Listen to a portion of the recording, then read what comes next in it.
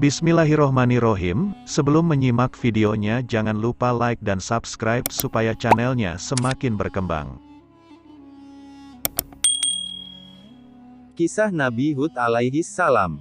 Nabi Hud alaihi salam tinggal di negeri Yaman, di sebuah tempat yang bernama Al-Ahqaf, bukit-bukit berpasir. Di sana tinggal kaum Ad pertama yang nasab mereka sampai kepada Nabi Nuh.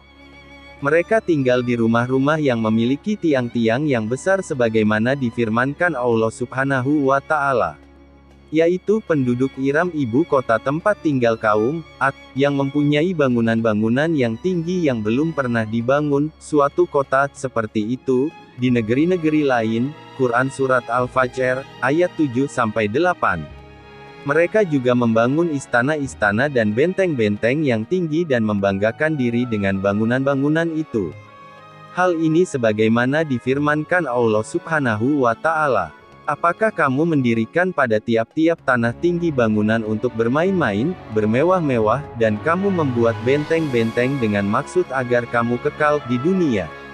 Quran Surat Asy-Syu'ara, ayat 128-129. Mereka juga memiliki peradaban yang tinggi, mereka unggul dalam bidang pertanian karena melimpahnya air yang segar kepada mereka, di samping mereka memiliki harta dan binatang ternak yang banyak. Tempat mereka ketika itu menjadi ladang yang subur dan hijau, penuh dengan kebun-kebun yang indah dan mata air. Allah Subhanahu wa Ta'ala juga mengaruniakan kepada mereka bentuk fisik yang berbeda dengan yang lain, badan mereka tinggi dan kuat. Apabila mereka berperang atau menyerang suatu kaum, maka mereka dapat memenangkan peperangan itu dan serangan mereka begitu mengerikan. Hal ini sebagaimana firman Allah Ta'ala menyebutkan perkataan Nabi Hud kepada mereka.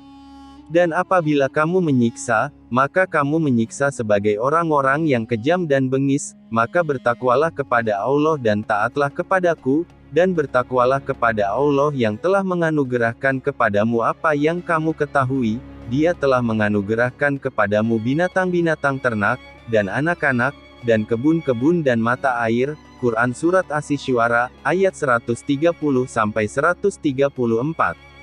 Tetapi, meskipun nikmat-nikmat yang Allah Subhanahu wa Ta'ala berikan kepada mereka begitu banyak, namun mereka tidak bersyukur kepada Allah Subhanahu wa Ta'ala terhadapnya, bahkan mereka menyekutukannya dengan sesuatu, mereka sembah patung-patung, dan mereka adalah kaum yang pertama menyembah patung setelah banjir besar zaman Nabi Nuh.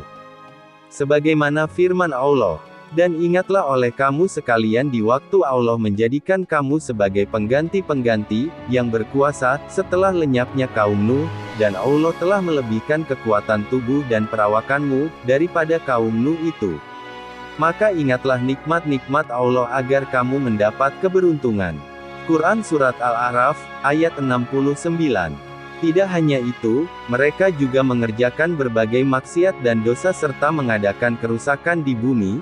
Maka Allah Subhanahu wa Ta'ala mengutus Nabi Hud alaihi salam kepada mereka untuk menunjukkan jalan yang lurus. Beliau mengajak mereka menyembah hanya kepada Allah Subhanahu wa Ta'ala saja dan melarang mereka berbuat syirik dan melakukan berbagai kemaksiatan. Beliau juga mengingatkan mereka agar bersyukur kepada Allah atas nikmat-nikmatnya yang diberikannya kepada mereka. Beliau berkata kepada mereka, "Wahai kaumku, sembahlah Allah, sekali-kali tidak ada Tuhan yang berhak disembah bagimu selain Dia. Maka mengapa kamu tidak bertakwa kepadanya?"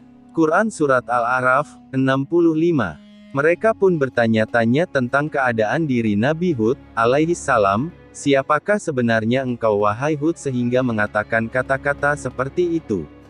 Hud menjawab, "Sesungguhnya aku adalah Rasul yang dapat dipercaya bagimu, oleh karena itu, bertakwalah kamu kepada Allah dan taatilah aku." Quran Surat Asy-Syu'ara, ayat 125-126. Maka kaumnya membantahnya dengan kasar dan sombong sambil berkata, "Sesungguhnya kami benar-benar memandang kamu dalam keadaan kurang akal dan sesungguhnya kami menganggap kamu termasuk orang-orang yang berdusta." Quran Surat Al-A'raf, ayat 66. Hud menjawab, "Wahai kaumku, tidak ada padaku kekurangan akal sedikit pun, Tetapi aku ini adalah utusan dari Tuhan semesta alam, aku menyampaikan amanat-amanat Tuhanku kepadamu dan aku hanyalah pemberi nasihat yang terpercaya bagimu. Quran Surat Al-A'raf, ayat 67-68. Kaumnya pun semakin sombong di samping menolak dengan keras beribadah kepada Allah Subhanahu wa Ta'ala, mereka berkata kepada Nabi Hud, alaihi salam, "Wahai Hud, kamu tidak mendatangkan kepada kami suatu bukti yang nyata, dan kami sekali-kali tidak akan meninggalkan sembahan-sembahan kami karena perkataanmu, dan kami sekali-kali tidak akan mempercayai kamu. Kami tidak mengatakan melainkan bahwa sebagian sembahan kami telah menimpakan penyakit gila atas dirimu," dan seterusnya. Quran Surat Hud, ayat 53-54.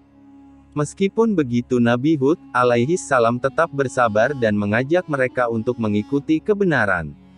Beliau mengingatkan mereka akan nikmat-nikmat Allah kepada mereka dengan harapan mereka mau bertobat kepada Allah Subhanahu wa Ta'ala dan meminta ampunan kepadanya.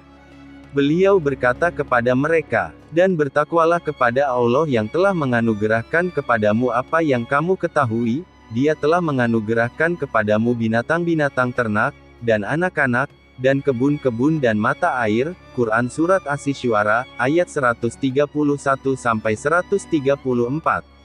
Beliau juga berkata, "Wahai kaumku, mohonlah ampun kepada Tuhanmu lalu bertobatlah kepadanya, niscaya Dia menurunkan hujan yang sangat deras atasmu, dan Dia akan menambahkan kekuatan kepada kekuatanmu, dan janganlah kamu berpaling dengan berbuat dosa." Quran Surat Hud, ayat 52. Tetapi Nabi Hud, alaihi salam tidak mendapatkan kaumnya selain sebagai manusia yang telah mati hatinya dan telah menjadi keras seperti batu, memegang teguh kesesatan dan penyimpangannya dan tetap kokoh menyembah patung.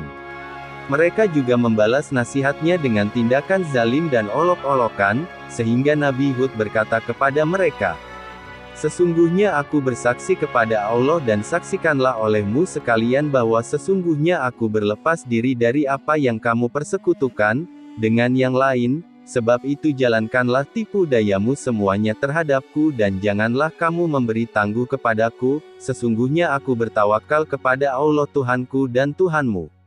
Tidak ada suatu binatang melata pun melainkan Dialah yang memegang ubun-ubunnya. Sesungguhnya Tuhanku di atas jalan yang lurus. Jika kamu berpaling, maka sesungguhnya aku telah menyampaikan kepadamu apa amanat yang aku diutus untuk menyampaikannya kepadamu.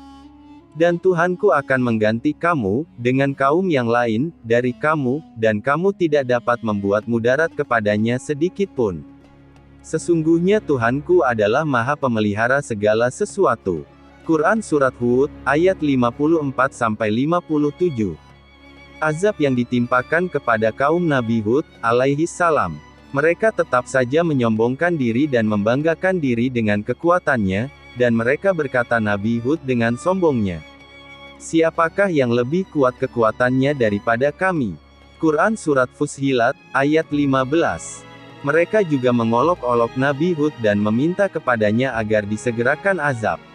Mereka berkata, "Maka datangkanlah azab yang kamu ancamkan kepada kami jika kamu termasuk orang-orang yang benar."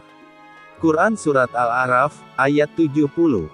Hud pun menjawab, "Sungguh sudah pasti kamu akan ditimpa azab dan kemarahan dari Tuhanmu. Apakah kamu sekalian hendak berbantah dengan aku tentang nama-nama berhala yang kamu beserta nenek moyangmu menamakannya, padahal Allah sekali-kali tidak menurunkan hujah untuk itu? Maka tunggulah azab itu, sesungguhnya aku juga termasuk orang yang menunggu bersama kamu." Quran Surat Al-A'raf, ayat 71. Maka mulailah azab Allah datang kepada kaum Ad. Allah Subhanahu wa Ta'ala mengirimkan kepada mereka hawa yang panas yang membuat sumur-sumur dan sungai-sungai menjadi kering, tanaman dan buah-buahan menjadi mati, hujan pun berhenti turun dalam waktu yang cukup lama, lantas kemudian datang awan yang besar. Ketika mereka melihatnya, mereka bergembira dan mengira bahwa mereka akan diberikan curahan hujan. Mereka berkata, "Inilah awan yang akan menurunkan hujan kepada kami." Mereka mengira bahwa awan itu akan datang membawa kebaikan untuk mereka, menghilangkan haus dahaga mereka, memberi minum hewan-hewan mereka dan menyirami kebun dan tanaman-tanaman mereka. Padahal awan itu datang membawa azab bagi mereka. Mereka pun ditimpa angin yang kencang yang terus menimpa mereka selama 7 malam 8 hari tanpa henti, yang membinasakan segala sesuatu yang ada di hadapannya sehingga mereka semua binasa.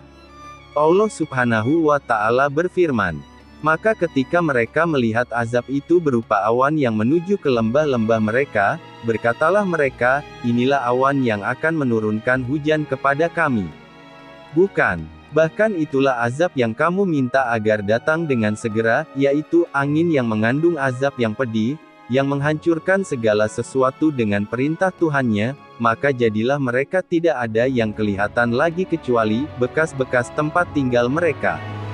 Demikianlah kami memberi balasan kepada kaum yang berdosa.